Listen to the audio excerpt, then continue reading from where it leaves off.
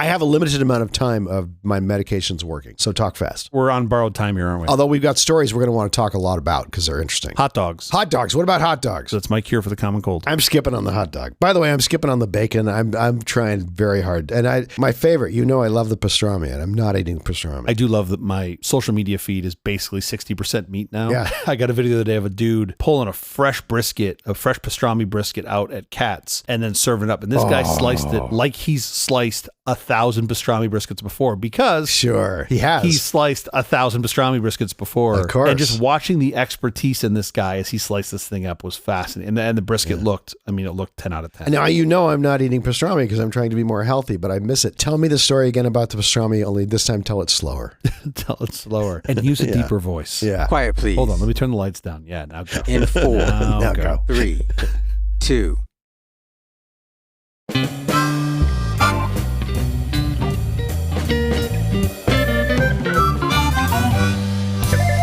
Company presents a truly terrible podcast. Welcome to Nonsense Season 3, Episode 64. I'm Jeff Parker. I'm Skittle. This is our take on the week's business, tech, and entertainment headlines. This time, Gemini, Leapfrogs, everybody. Oh, great. Now that it's good, Google can discontinue it. Software glitch grounds 6,000 planes worldwide. Fortunately, they were already on the ground. How solar is working to keep pace with America's growing energy thirst. Like me, the sun is a delightful ball of gas. And OpenAI declares code red as Google catches up in the AI race. Altman was quoted as saying, "It's hallucinating better than ours." We got a short week this week, given my suboptimal and contagious state, but we'll be back next week with more headlines and our big story. It's called the TikTok virus, you boomer. That doesn't even make sense. It's World Wildlife Conservation Day, a critical reminder that our planet's incredible biodiversity is under threat. With tens of thousands of species currently at risk of extinction due to human activities like poaching and habitat loss, this day serves as a crucial call to action. How can you make a difference? Educate yourself on endangered species and the issues they face. Support reputable organizations fighting wildlife crime. Pledge to be a responsible consumer and boycott illegal wildlife products. Our planet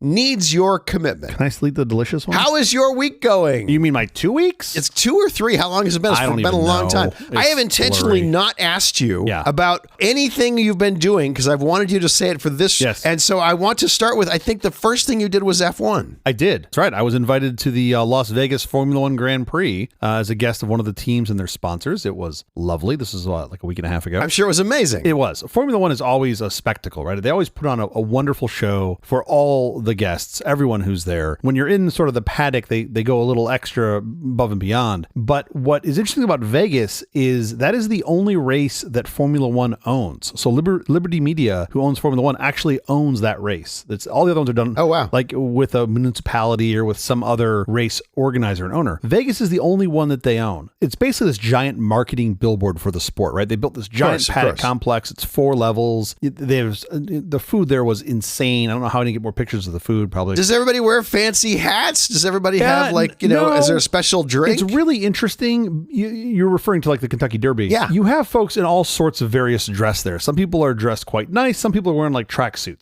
Just don't know. I mean, this is just like the state of like look at the first class cabin of a Delta flight, and that's pretty much what you're going to get. At the paddock. But the access is nuts. You've got like different rings of access, things you can get into. I was super fortunate. I got to spend some time with one of my favorite drivers, David Coulthard, who is retired now and does I think he does the Sky broadcast. He is super funny. Turns out we have a mutual friend, and David was just lovely to chat with. He's a very funny guy. He made some great unprovoked jokes at the expense of other drivers. Of course. I got to riff with him on that. It was a blast. The race was mildly exciting, actually. I mean, Vegas isn't always the most exciting race, at least until the checkered flag, and then it got real when, I don't know if you follow the race at all, but they disqualified 2 McLarens for flying a little too close to the sun. Their skid plate was worn too thin by... Tell me what a skid block is. Explain that to me. That's literally you're measuring 10 millimeters, and if you scrape too much off in the course of the race, which they were down to 9 millimeters, you're disqualified. Under 9 millimeters. So you get this block in the bottom of your car. It's like a titanium block. And the titanium is to throw sparks, right? So it does throw sparks. That is what you're seeing when you see the sparks on the track. And I think to start, it's got to be 10 millimeters plus or minus 0.2. millimeters. That's the starting thickness that it has to be. And then after the race, it can be no less than 9 millimeters thick. This is about the car bottoming out. Yes. You don't want the car bottoming out as more than a certain amount. Because you had in like the mid-90s some serious accidents because of the cars bottoming out too much. So basically you want the car to be as low to the ground as possible. You're going to get better airflow. You're going to get better downforce. You want as little air into the car as possible. So teams will run the cars as low to the ground as possible. To counteract that, they put on these blocks. Skid block. Where they can basically tell how much the car is scraping. Yeah. Now, it was complicated at the race because qualifying happened under the wet. And one of the best Formula 1 races you can ever go to is one where qualifying happens in different conditions than the race, because you end up with a grid that is kind of upside down. So qualifying happened in the wet and then the race happened in the dry. Okay. Now, McLaren, their argument back to the FIA was, well, we didn't get to actually test because it was wet out. Sure. We didn't have the opportunity to run, yada, yada, yada, which is a great argument, except for the fact that every other team was in the exact same predicament. They were saying their cars were porpoising too much. Yeah. Did you hear that discussion? Yeah. So what was nuts about all this, by the way, is when I left the paddock, I stayed at the paddock until about midnight, because as it turns out, they actually don't want you to leave when the race is over. Oh, sure. They want you to consume all of their liquor so they don't have to drag it somewhere else. So that was lovely. When I left around midnight, there was a little bit of a unhappy party going on over at the McLaren offices. And I was like, oh, that's probably not good. No one is there for an hour sharing good information. So anyway, it all went pear-shaped for them, and both cars were DQ'd because of that mistake. And it's really McLaren's own fault. They ran the car too low. Yeah. And that's what happened. And they shouldn't have done that. Yeah. Bad times. But F1 was great. I strongly endorse it. Vegas is not my favorite circuit on the track, but they do put on one heck of a show. So if you can go and you can be in the paddock club, do it. It was a great time. I then came back to LA and got to host Friendsgiving for a bunch of my best buddies that flew in from every corner of the country. I gave them carte blanche. I only get to see them all together every year or two. I gave them carte blanche on meat requests. And I said, whatever you want me to make, I'll make. You guys pick. And somehow they conned me into making 4 different meats.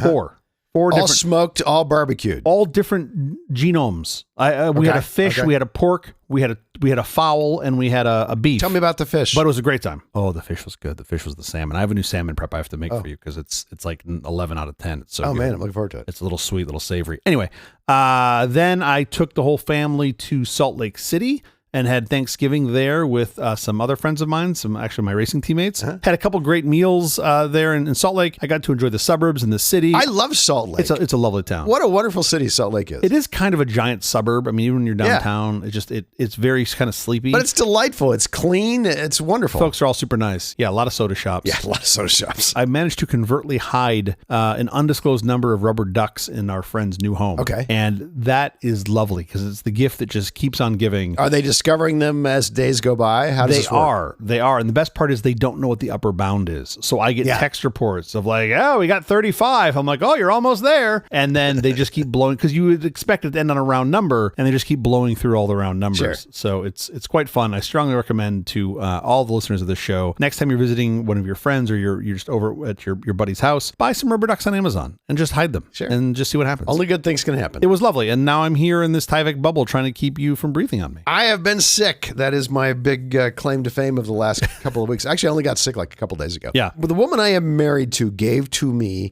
this morning so that I could record this program some medication that she picked up when in Japan. Okay. She seems to prefer things she can't understand. Of course. And because that must work better for you than things you can't understand. Yeah. But I am semi-resourceful and my phone has Google Translate on it. And so I held up the, whatever that Google Lens thing is called, and it turned all of the Japanese into English. And basically it's Dayquil. Sure. No, that makes complete sense. The bad news is you still have all the symptoms. The good news is you had a 3-hour erection. So you're taking the right stuff. This is going really well. That's not what happened, but sure.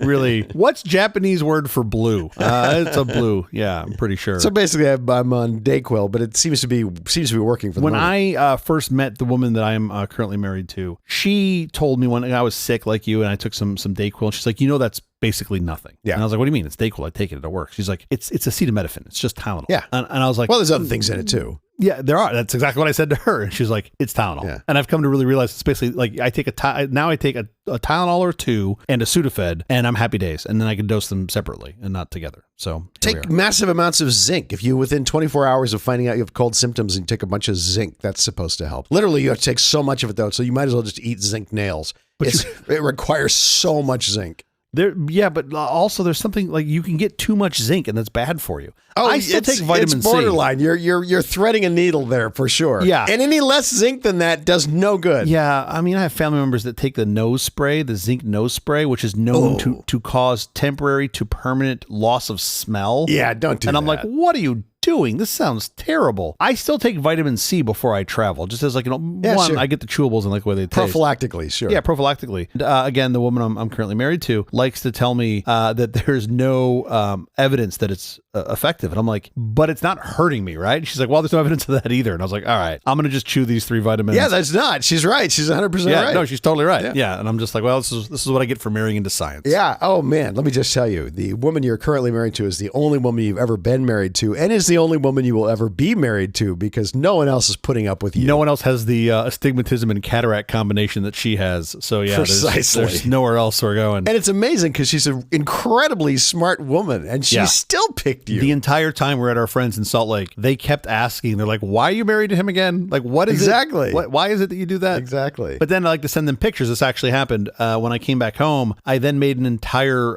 half sheet pan of this stuff called Millionaire's Bacon. And I was like, this is why she's married to What's me. Millionaire's Bacon? I don't know what that is. You don't know what Millionaire's Bacon is? I should send you some. You take thick cut bacon and you cover it with, I make it with a little cayenne pepper and then I put black pepper on it and then you encrust it. I mean, encrust it in brown sugar. Oh, yeah. And then I sprinkle red chili flakes on top and you bake it really slow and you get this chewy, savory, sweet, spicy amazingness. Sure. I eat it plain. I put it in my old fashions. It's lovely. It's great for millionaires who want to be dead. There's not one thing in there that should be going into your body, but okay. The other name was Heart Attack Bacon, but the Millionaire's Bacon seems to sell it a little better, so we go with that. I'm sure. Yeah. The kids came to town, my son and his girlfriend, and she's from Australia, the western side of Australia, and she surprised him. That's awesome. So we went and picked him up at the airport. He slid into the back seat of the SUV, and all of a sudden, these arms came around him from behind, from the way back, and the look on his face, the complete shock. I saw the video. He seg-faulted for a good second or two. Absolutely delightful. Yeah, he had no idea what was happening. Fun. Yeah. But the two of them are just the two, you could not ask for more delightful humans to be around you, especially at the holidays. So incredibly cool. Did she fully understand the importance and relevance of Thanksgiving? Did like one of you dress up as some pilgrims and one of you dress up as some Native Americans? And the Native Americans had the land and we took and then it? You beat her? Yeah. I mean, look, the Australians did the same thing. It's not like they don't have their own Aborigine stories. Understand, sure. I'm sure it would feel very familiar to her. Remember what you guys did in Tasmania? It was like that, except we didn't kill them all. We just gave them casinos. It was we kind of did, actually. We killed a bunch. I know. We actually killed off the buffalo almost to the point of extinction so that we could starve them. Yeah, no, it wasn't the best time. It really wasn't the best time. We're lovely people. What's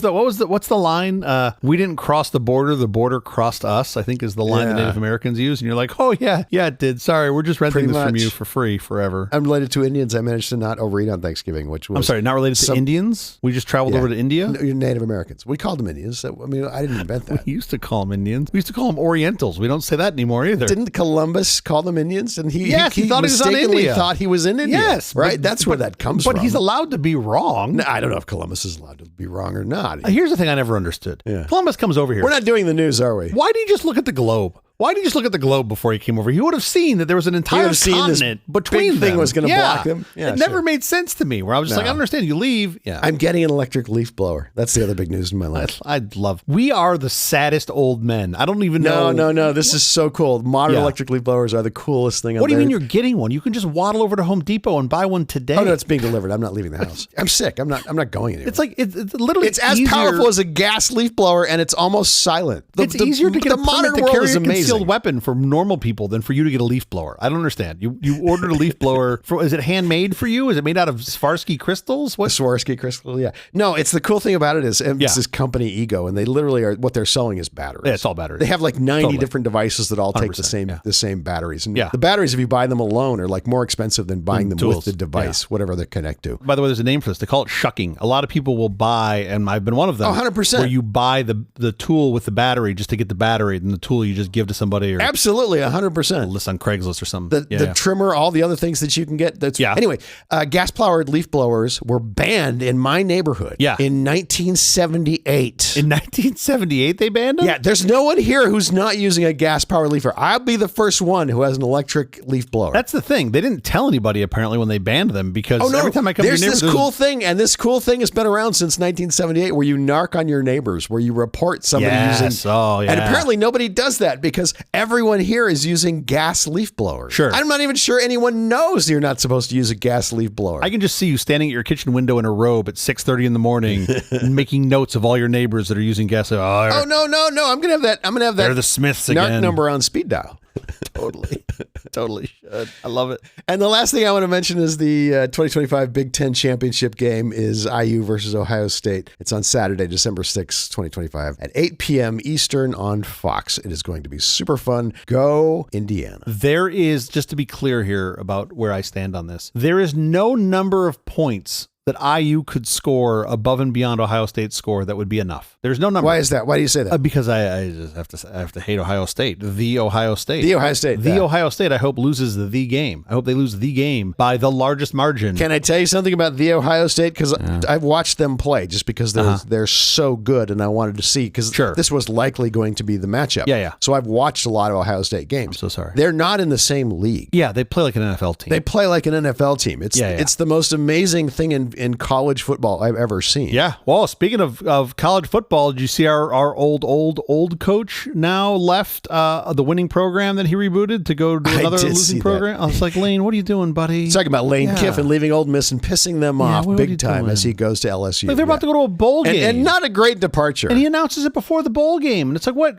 Wait. So you're going to come here? Come on. It was just awful. And his whole press conference was like, I don't even know how much money. I just want to go to LSU, which might be true. That your agent knows. Of course, your agent who's telling you to go knows. Yeah, of course. But I could believe him on that. He wants to go to the program. I get it. There's just a tactful way to do it. And if LSU's not willing to wait, it's not that he wants to go. He just wants more money. I mean, there's no reason why he couldn't do the same exact thing at Ole Miss. LSU's a different program. I mean, I love Ole Miss, and one of my good buddies is a huge Ole Miss fan. Went there, and his whole family went there. Yada yada yada. However, LSU is just it's a well established program that will likely ascend back to the top. But he could have done the same with Ole Miss. It has nothing to do with that these days. Money. With the transfer portal, it is all about who's the coach who can talk you into coming to their team, who can actually... Sure. Curt Cignetti, I've said his name ad nauseum on this show, I know. Indiana had no football program. Yeah. Indiana was not thought of as a football school. They could win the Big Ten championship, and they still won't be thought of as a football school. Oh, yeah. It's amazing in the rankings how low they rank because historically they're not thought of as a football school. You know who else is not thought of as a football school? Well, now USC.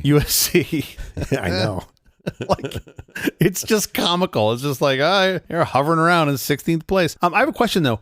This bit we're talking about here, the Lane Kiffin and IU and all this, would this be considered tech, business, or entertainment? Which bucket would we put that in? Oh, that's got to be entertainment. We've done Formula One, cooking, barbecue, kind of all over the place. College sports. I don't even think this show's going to fit into the customary 22-minute format. I think we've blown past all of that. Of course, but you're sick, so I'm fine with this. When my kid was interested in going to IU, when he first had a vague inkling that IU might be a fun place to go to, I said, you're going to love the campus. It's the most beautiful campus in the world. Yeah, and it really is. I mean, they shoot movies there because it is stunningly gorgeous. I said, it has one of the best business schools in the world there. If you go to the business school there, you will not go wrong. Okay. Every one of my friends who's a CEO, they all, when they get resumes from IU, they go to the top of the stack because those guys are great. Okay. Fantastic. Yep. And I said, but the thing you're not going to have, unlike, say, Michigan, it's not a football school. No football. It's not a football school. You're not going, and you're missing out because that's a really, really fun thing. I was right on 2 out of the 3 things. You did 2 out of 3. Yeah. Well, there's still time for those to flip.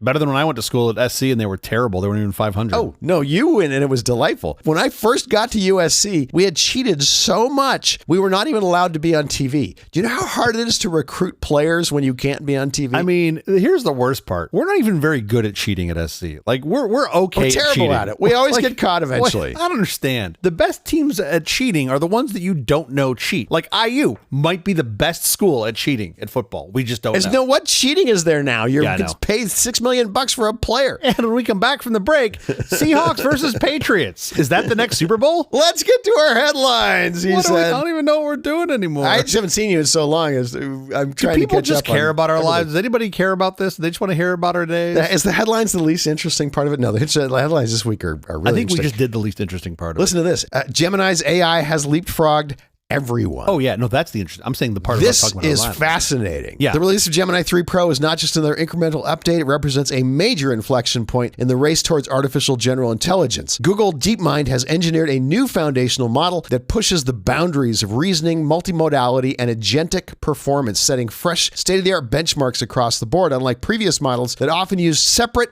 encoders to process different data types, text, image, video, audio, code. Before stitching the results together, Gemini 3 Pro processes all these modalities natively within a single transformer stack. I mean, this did seem like kind of the obvious place we would land. I suspect we'll go back to specialty and merge it back into generalization. But yes, this is sort of what this is sort of what we expect. This blows away anything OpenAI has. This blows away anything that Anthropic has. This blows away Claude. Yeah. Have you played with 3 Pro? No, not yet. I've read a bit about it. I haven't had time. I don't know if I mentioned it earlier, but I was making 4 different kinds of meats and at Formula One getting drunk.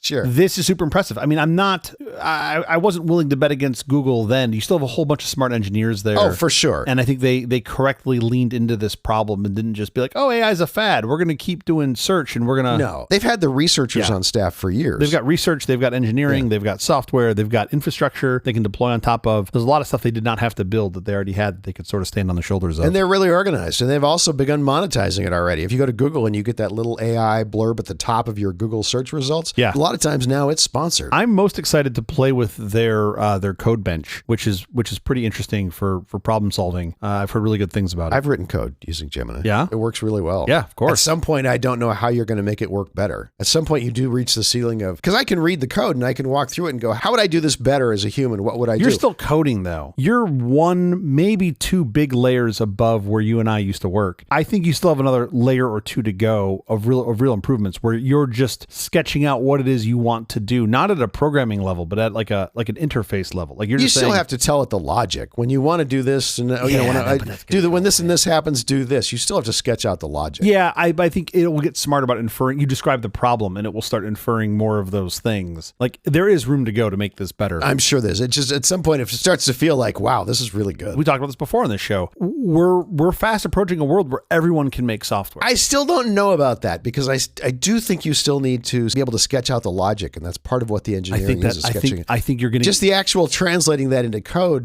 that's the only part that really is going. I'm not saying it'll solve every problem, but the vast majority of problems that people face could be solved through a agentic implementation that someone could just say, I want all my contacts in my phone to sync with the cloud and automatically give me their birth dates and pictures, and then it just does it, and that's it. And like, are you writing software? Like, no, not really. You're solving problems. You don't care how the sausage is made underneath it. The introduction of an optional deep think mode further enhances performance on the hardest challenges using parallel thinking and reinforcement learning techniques to significantly improve accuracy, though at a higher computational cost. This new architecture solidifies Gemini 3 Pro as a versatile and potent tool for the next generation of AI applications. And this is where I get grumpy because they can scale this up, right? They can scale this out horizontally by adding more processing and parallel processing, which is awesome. By the way, they write their own chips. They create their own chips as well. Yeah. Their own AI chips. Like you said, write their own chips. That's funny. You're a software dork. Drawing them. But while they're scaling parallel, right? Just throwing more computational power at this, which is lovely. Meanwhile, parallel processing to me is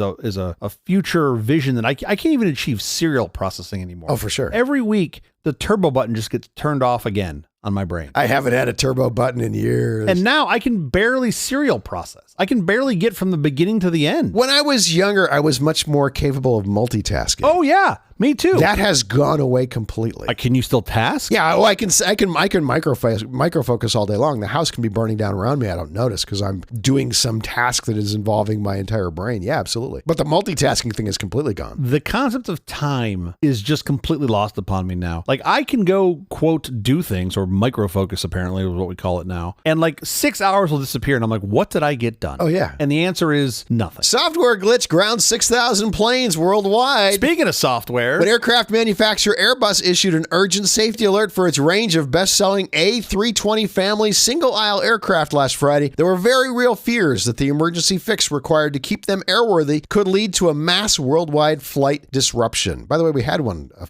worldwide mass flight disruption. Yeah, we weathered in Chicago. But this particular happened during the middle of the busiest travel time in the U.S., right? Of course, because that's when these things happen. Yeah, and as it turns out, you can't really delay the fix. So Airbus suggested that these planes all be updated before their next routine flight, which means right now. It means don't pull the plane out of the air, but if it's already on the ground, fix it. And this is a really nuts story. So this affected, there's about, I think, 11,000 or so A320s that are currently flying around the planet. 6,000 of them were going to need this update. And this has been reported on everywhere. A bunch of folks have talked about it. What I think is interesting is what Airbus said and what we think has actually happened. Yeah. So this all stems from a flight in late October 30th, from Cancun to Newark that had a sudden drop in altitude of only about 100 feet over 7 seconds. Sure. But it was enough that 15 people or so on the plane were injured, like lacerations, bruises, things like that. All the people who weren't seatbelted in. Yeah. When you fly, if you're not absolutely needing to not be seatbelted in, for the love of all things smart, seatbelt yourself in. Seatbelt yourself in. I mean, that is the biggest takeaway for passengers, for sure. This issue, though, was pretty nuts. They had to end up landing in Tampa. Folks were treated at the hospital and were okay. Scraped off the ceiling. They were scraped off the ceiling. JetBlue grounded that plane and sort of handed it over to Airbus to try to understand the root cause of the issue. Figure out what the problem is. Yeah. And what Airbus said was that there was some software that could be affected by solar radiation. Yeah, they discovered that intense solar radiation could have corrupted data in one of the control computers, and that triggered the sudden pitch down movement. Now, that's interesting. That was pretty much all that they said. Their fix was not a software patch, because that would take quite some time. It was a rollback. They went back to the previous version. So many of these... Do they apply this rollback with a floppy disk on each plane? So they actually don't. I looked at this. There are some planes. There are 747s that still have 3.5-inch floppies. Yeah. These do not. Most of these Airbuses that were affected were running L104, which was the most recent software update. They rolled it back to 103. Yeah. The update is done via a tablet computer. It sort of looks like a giant Speak and Spell. If you remember the Speak and Spell from the 80s, it looks like that. Oh my God, I want it to be actually from a real Speak and Spell. It looks That's like exactly how I want the updates 100% to be applied. looks like a Speak and Spell. Yeah. And then they have this massive avionics connector that screws in. And of course, because I'm an aviation and computer nerd, I had to look up,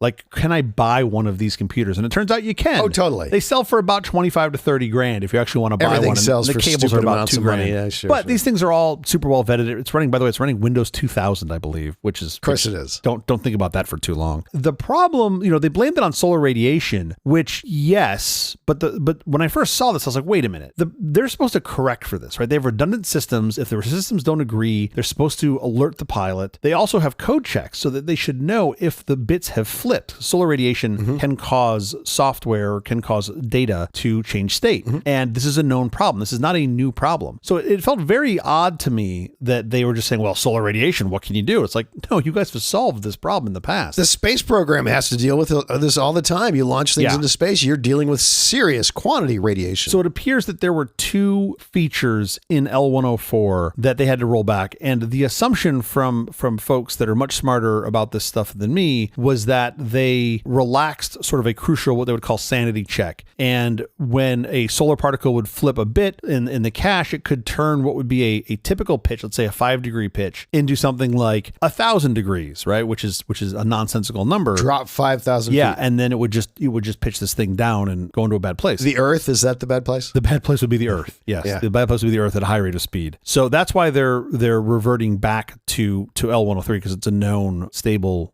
implementation. I suspect they'll get this fixed very quickly. Some folks have attributed it as their 737 MAX moment. I do not believe it is that. What I think the other takeaway beyond putting on your seatbelt that is most interesting about this is how fast they resolved the issue. In less than a month, they figured out the root cause. They didn't try to pull wool over anyone's eyes. They said, oh no, never do that. This is a problem. This is the fix. Right. Because you are dealing with people's lives. I'm very pleased that we still have that mentality. Yes. That mentality within the aviation space, especially the commercial aviation space. So this is pretty nuts though, but it appears that you had some software that was missed. And this is where I think about, we were just talking about earlier, I think about like agentic coding. And I'm a fan of agentic coding, especially if you want to sync your contacts, the other stuff over there. I'm thinking about like people's lives at risk. Oh man, what does that look like? Yeah, they don't want a human's eyes to look through that code. Well, yeah, but then you think about like autonomous driving, right? Autonomous driving, yeah, it was coded by a human, but how it operates isn't procedural code. No. The future is it feels very much like when we handed over control from a human to a computer. When you went from pilots that flew planes that had yokes that were attached via cables to ones that were attached via computers. We handed over control to the computer. AI is so different. I mean, I'm not saying the AI thing doesn't work. Obviously, in Waymo cars, it works great. No, but my point is there were people that were older than us, typically by age at that time, that were like, no. I know cables because I know how to check them. I know how to make sure that they're tight. Yeah. These new computer things, I don't know how they work, right? So there's a whole bunch of people that didn't trust the computers, for sure. Those folks are probably all dead now. Sure. My point is we could be those folks, right? We could be those folks that are looking at this going, oh, no, I don't trust the AI. We're saying like, we don't trust the AI code. It's like, well, at some point, we're probably going to. I'm not afraid of making those transitions cautiously. Oh, yeah, we should do it cautiously. Absolutely. But what the thing that I wonder is at what point do you get to like deterministic states, right? You think about a CPU. A CPU is pretty darn deterministic, right? They do make errors, but it's very low, and we have systems in place to catch that. Sure. Do they make more errors or less errors than agentic code? My hunch is they make less. Yeah. Probably by 3, 4, 5 orders of magnitude. So until we figure out how to catch those things, are we willing to accept 3 or 4 or 5 more magnitudes more errors? Man, that sounds like a really bad idea when it comes to people's lives. But we do catch them. I mean, you look at the Waymo thing. How many fewer accidents Waymo has than actual human drivers? Yeah, for sure. You look at that and you go, wow, none of us should be driving our own cars anymore. Well, I'm still going to drive my own car, but it's fine. I know you are, but have your cute little computer. And the Waymo is very smart about avoiding you. Oh my God, CJ's on the road. Stay away from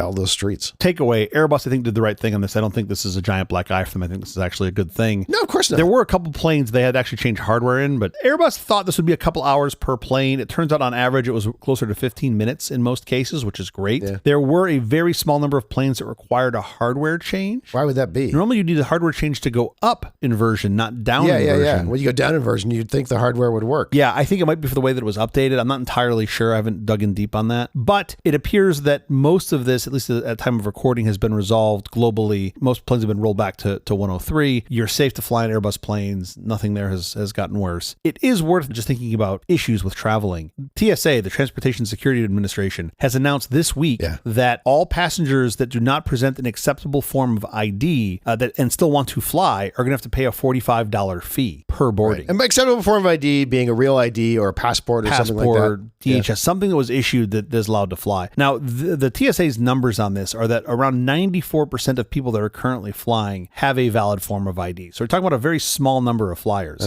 I'm actually glad that they're doing this. Do you have real ID? I've got my real state ID. I've got my passport. Those are all acceptable forms of travel. You should absolutely get a real ID or a passport card to travel with. All you're doing is slowing it down if you don't have that. And it's not an unreasonable amount of work. Well, apparently I can just hand over $45 and then you don't even need to know who $45. You don't even need to know who I am. You don't have to verify me. $45 is to verify you using their special system. I'm putting that in quotes. Yeah, of course. Now for $60 on top of the 45, you can be whoever you want. You can just give them the name and you can say, I would like to be Howard Hughes. I mean, that's what it feels like, doesn't it? Does totally for $45, I'm bribing Carl at TSA to let me get through. No, they have an identity system that's supposed to look you up to get the same level of check. They're putting in a speed bump on this, right? They're putting in a tax for folks that don't oblige, and I think that's the right thing to do. So I'm a fan of this one. Solar boom nearly neutralizes rising U.S. power demand. The U.S. power grid has entered a new kind of energy arms race as electricity demand surges, fueled by everything from AI-driven data centers to a boom in electric vehicles. Many fret about the future of the grid, but a quiet revolutionary force is rising to meet the challenge: solar energy. Recent data shows that the sheer scale of new solar deployment in the U.S. is now growing at a rate nearly equal to the overall increase in national energy consumption. We need a sound effects board right here. There should be applause right here.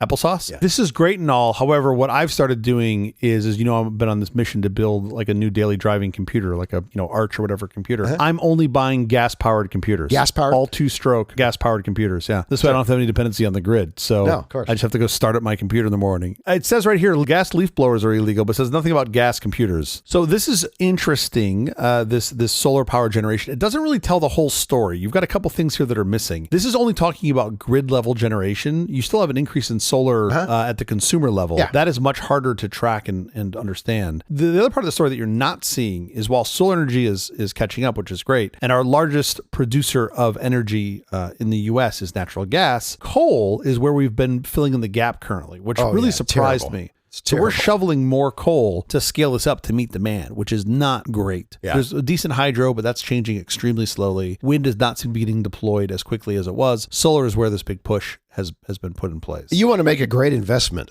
not even a very big investment. If you want to make a great investment and get a great return off of it, buy solar panels for your roof. Yeah, I don't know anything about that. Did you? The cost of electricity will just keep going up and up and up. And there's no end in sight. Solar panels, you will pay a finite amount and you will get that amount of energy every single month for no additional cost. It's an amazing return. Solar panels. Future. My problem is I've got Spanish tile and no one will install them on top of Spanish tile. I've seen it done on Spanish tile before. Really? No one will do it? You're seeing an illusion where they're taking off the roof and they're completely putting putting like the a roof roof around back it or on. something. Exactly. Yeah. Well, that's gross. OpenAI declares code red as Google's AI blitz closes the gap. OpenAI CEO Sam Altman has reportedly declared a code red, urgently instructing staff to improve its flagship product, ChatGPT, as the startup's significant lead in the AI race is quickly eroding. I think it's gone. I don't think it's significantly eroding. I think it's over. Competitors, most notably Google, are closing in, indicating a major inflection point for OpenAI. According to a memo, Altman is temporarily delaying several key initiatives, including ads, shopping agents, and the personal assistant Pulse, to focus all resources on enhancing ChatGPT's core performance. The goal is to boost speed, reliability, personalization, and its ability to answer more complex questions. The new urgency involves daily development calls and temporary team transfers to accelerate the process. I mean, I think it's good if this is what's necessary for them. They're doing a quick pivot. Don't keep doing the same thing that you thought you should be doing. All you people who thought we were going to monetize this, no, we're not. Now we just have to make it work better. I mean, that does feel like part of the story too, right? When they're like, hey, you said you're going to be making money in 2030. Like, oh, no, we meant 2040. Exactly. Yeah, you'd have to carry the one. This company's 10 years old and they've never come anywhere near making even vaguely a profit. Yeah, I know you love to say that, but I think that's unfair to position it that way. Well, because it's true. Well, it is true, but you had to start somewhere, right? You had to do research for a long time to figure out how this thing works. Ignore the fact that Google has been doing this for literally decades and has never expected it to return a cent. Yeah. Because they can take on these long projects because they have other things that are so profitable. They can take on,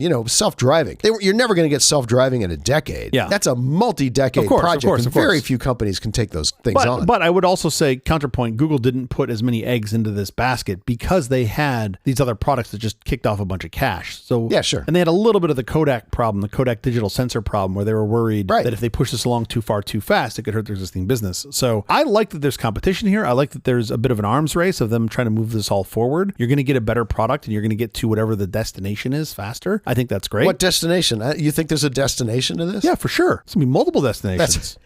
That's pretty much like saying the destination of computing. No, it will just keep getting more and more powerful. Well, yeah. There's no destination. Well, but I think if you look at the line, right? The line right now is way up and to the right. It's this like exponential line. That's going to continue. Now, at some point, I do suspect it'll roll off into some asymptote. And I'm not saying we're there yet, but at some point, it's going to stop doubling month over month or 3 months over 3 months. Not in your lifetime and not in mine. Well, no. Well, I think in my opinion, you're conflating processing power, which I would agree with you on, with the implementation on top of that. Like at some point, you're going to see LLM. Like you have to see it. Those things are related. Slow down. Those things are related. Well, they are generally, but like also look at Excel. Has Excel continued to double year over year? No, it got to a point where you're like, oh, this is good enough. An LLM it won't be the next thing. There'll be something beyond that, where you go to an AGI.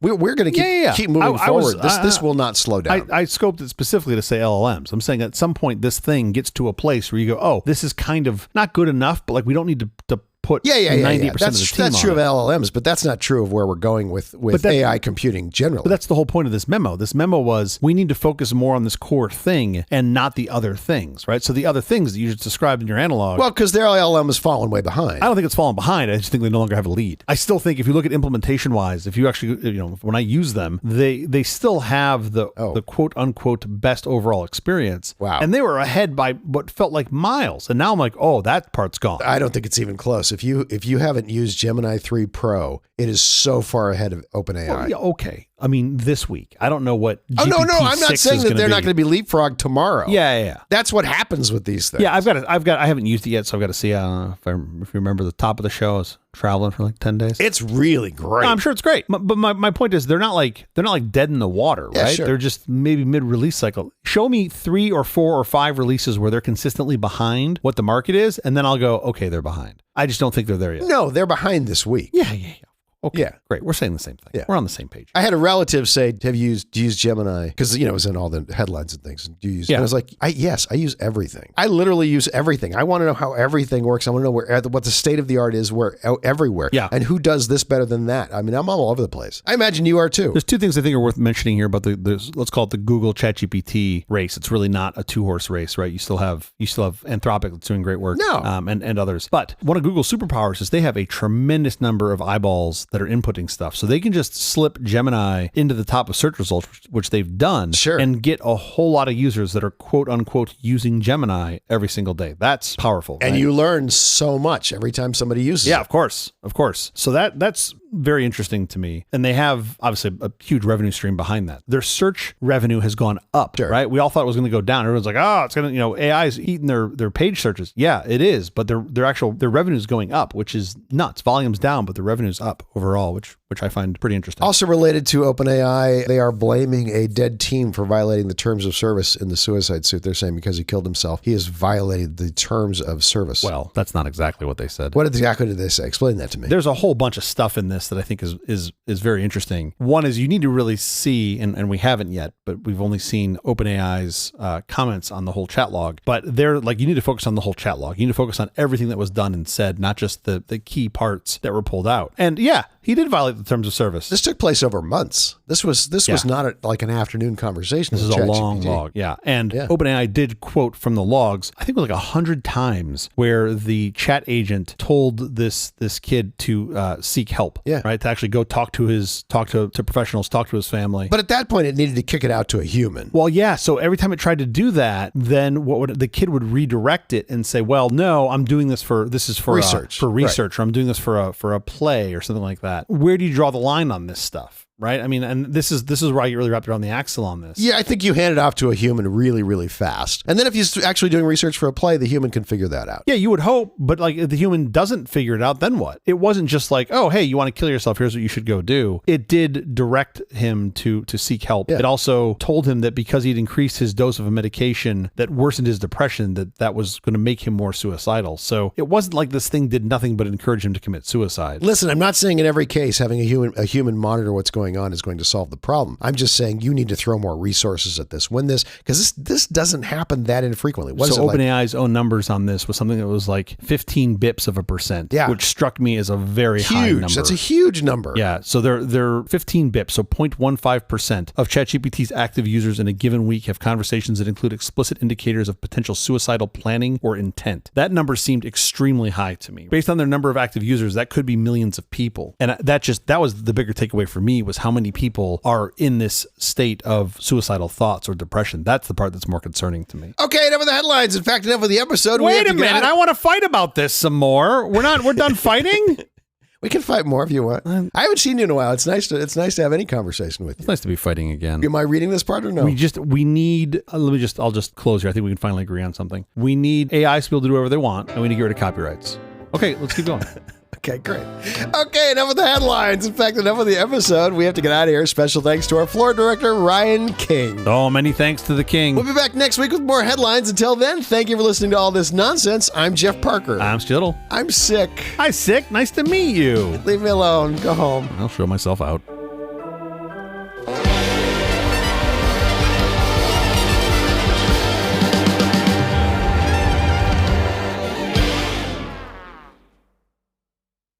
Are you still wrestling with a rake? Excuse me? Back aching, hands raw, spending your precious weekend hours fighting a losing battle against the autumn leaves? Well, hang up your rake and plug in. Introducing the incredible Black & Decker Air Sweep. This isn't some clunky, noisy monster. The Air Sweep is a powerful, lightweight, handheld electric blower that makes leaf cleanup fast, simple, and actually enjoyable. Just point it and watch the debris simply disappear. Use the powerful, concentrated stream of air to clear your garage, whisk leaves off the deck, and make quick work of that huge leaf pile in the driveway. The Black & Decker Air Sweep is corded, dependable, and ready to work as long as you are. Stop raking, start sweeping. The Black & Decker Air Sweep. Find yours today wherever quality lawn and garden tools are sold. That's Black & Decker. Okay, first of all, I got a lot of problems with this. Yeah. They're implying a couple things. They're not implying. They're directly stating a couple things. One, they're saying that the Black & Decker Air Sweep is dependable. Is my rake not dependable? Does my rake take breaks every hour and a half? It's no more dependable than my rake. Your rake is lazy. It's lazy. I have the laziest rake. You bought a lazy rake. They also, I believe what you said was that it will make leaves just disappear. What? Just vanish into the ether. Ask your neighbor how they feel about that, because I'm pretty sure if they're disappearing from your house, they're magically appearing. They're disappearing to your neighbor's house. Yes. And look, I'm pro technology. I'm pro technology when combined with gardening. This is great. Yeah. But like, what is it? How is it going to help you with the quote large pile of leaves in your driveway? The large pile is what you want so that you can put them in a thing to get rid of it. Did you ever make large piles of leaves in your driveway for like when you had to rake up the leaves and the dog runs at 1,000,000 miles an hour and jumps into the pile? Because they want to play in the giant pile of leaves. It's super fun. Look, I'm for this. I'm for the Air Sweep, which is a great name. And I love that they're talking about it like it's this futuristic thing. But I think we got a little bit of honesty and advertisement that's gone a little amiss here, is my sort of view on this. Fair enough. Let me know two things that you think. Let me know the year you think this ad is from, and let me know how much you think the Air Sweep cost back then. Boy, let me just preface this by saying I'm going to get this wrong. Yeah. I'm pretty sure I can see this thing in my head. I think my grandparents owned one of these like OG, I think it was like orange and black. Oh, all the Black & Decker stuff I think was orange and black. Yeah. All the Black & Decker stuff was, It had this long snout on it. And I remember being like, relative to today's leaf blowers, it was very svelte and it had an extension cord. And I can remember walking around with this thing. I'm going to guess, I want to say late 70s. I'm going to guess like 78. And I'm going to just arbitrarily guess $89 for this thing. How far off am I? You are extremely close. Okay. This, I don't know exactly when the Air Sweep came out. This ad is from 1980. Oh, wow. Okay. So pretty close. So you're really close. And the cost? And the price, are you ready? Please say $89. $40. Wow. Oh, so a lot cheaper. $40, yeah. Oh, interesting. You must have had the peasant Air Sweep. I had the... It was corded. The gold-plated one. I know it was corded. I remember this. I remember having and I still to this day have extension cord after extension cord in my garage that I almost never use because pretty much everything now is battery operated. Yeah. But you got to have them. You never know. The Black & Decker Air Sweep, 1980.